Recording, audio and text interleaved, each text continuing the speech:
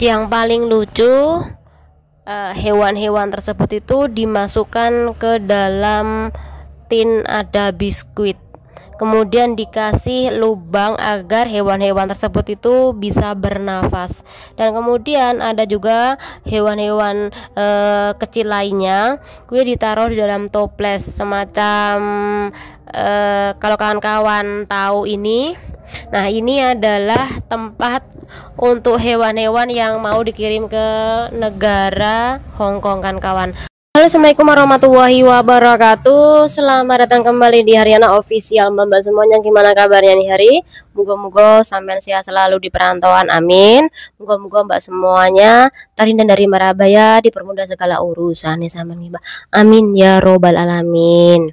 Doa terbaik buat sampean semuanya, saya selalu mensupport channel iki. Moga-moga sampean yang perantauan iso sukses, duit terkumpul, iso berkumpul sama keluarga tanpa halangan apapun, amin.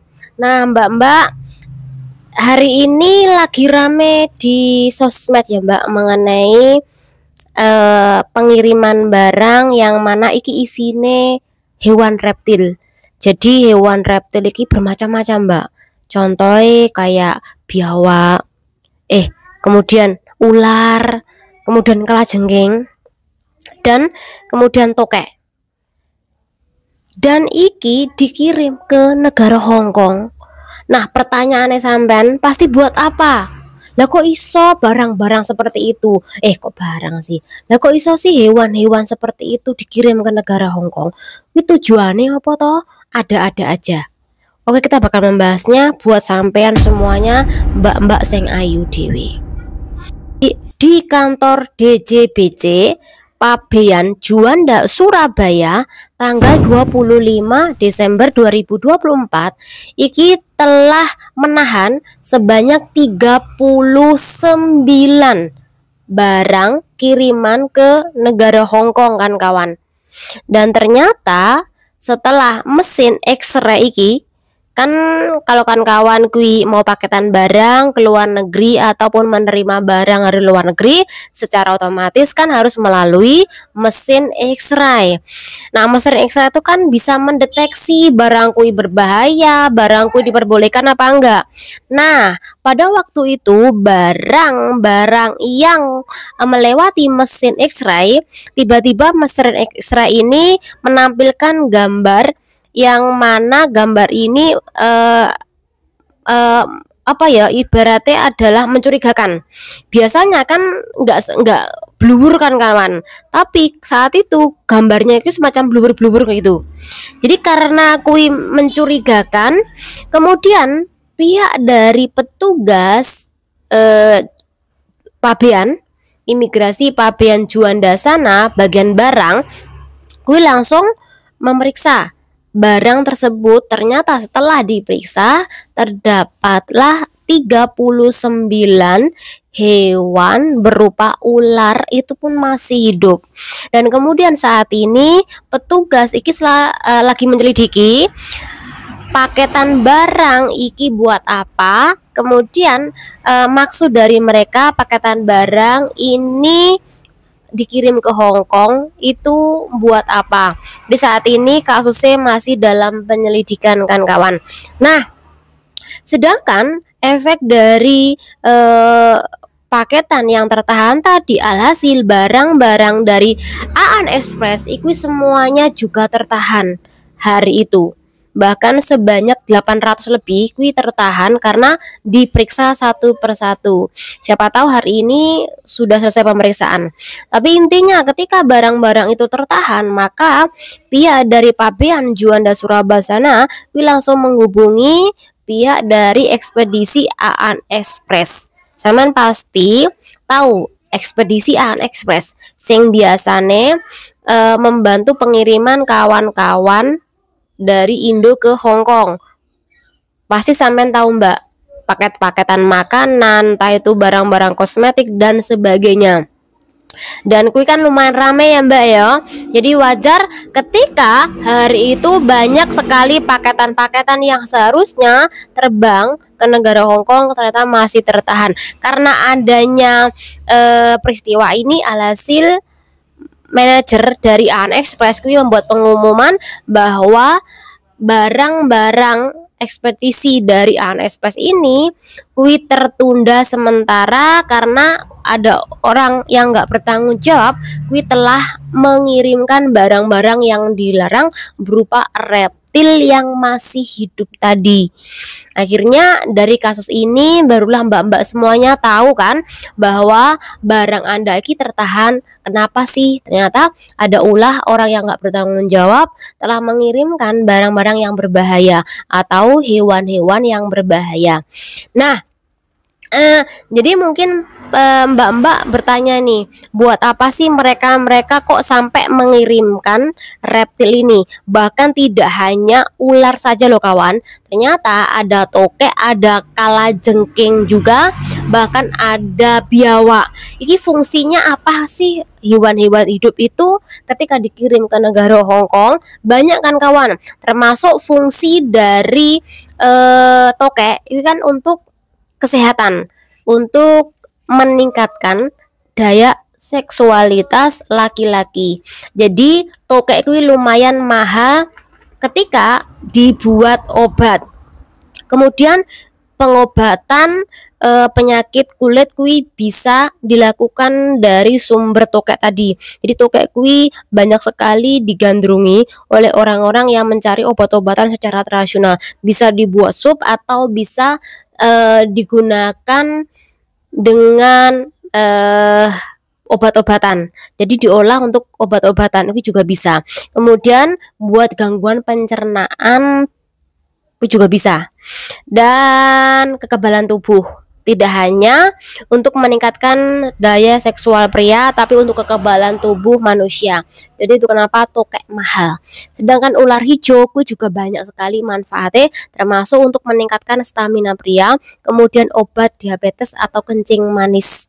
Jadi pertanyaan saya, benarkah mereka ini melakukan pengiriman ke negara Hong Kong untuk obat-obatan, atau memang pengiriman tersebut ini untuk dijadikan hiasan atau hewan peliharaan, atau pengiriman ini dilakukan oleh orang-orang yang nggak bertanggung jawab yang dengan sengaja untuk menghancurkan ekspedisi AN Express ini.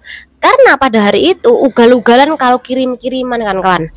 Jadi barang-barang hewan yang terlarang iki ugal-ugalan dikirim melalui AN Express. Atau yang ketiga ya, menurut pandang sampean bener apa enggak?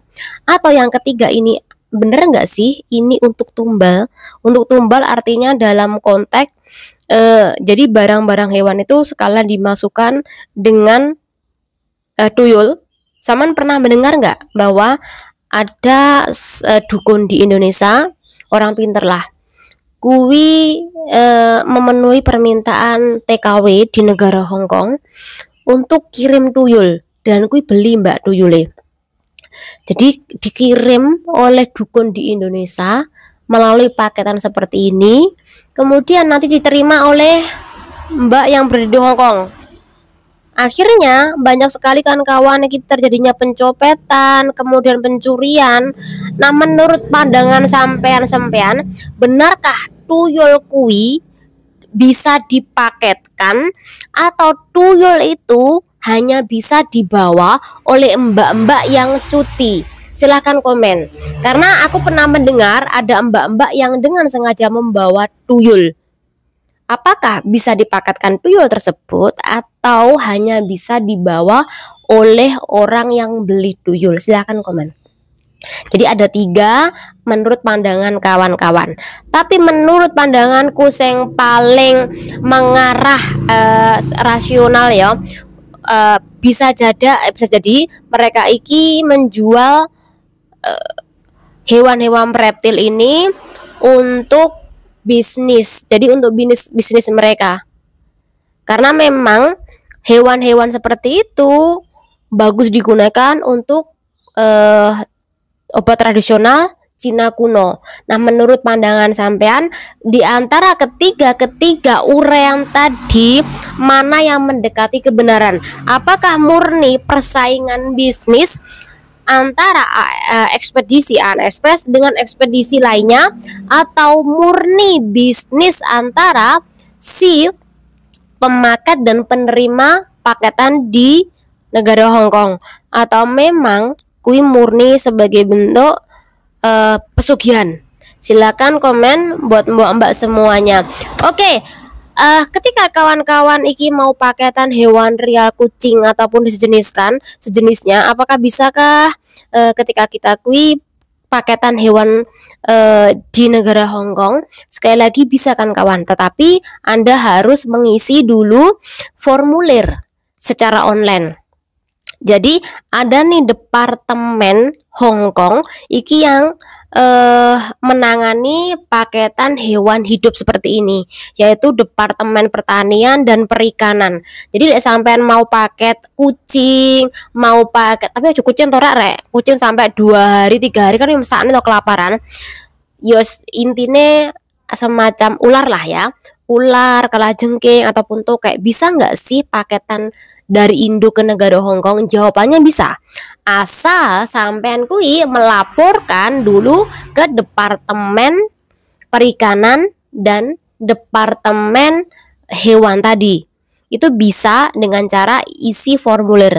Tetapi kan kawan, nggak semua hewan-hewan tersebut bisa Anda paketkan, karena menurut Departemen Perikanan ini bisa saja hewan Anda ini berbahaya.